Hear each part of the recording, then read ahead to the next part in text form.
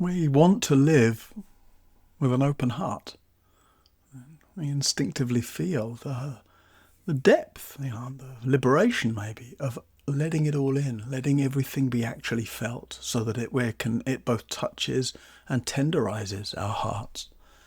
And yet we also might feel, well, there's too much. If I open up, if I'm undefended in the heart, I can't feel all of that. Look at the horrors playing out around me or in the world.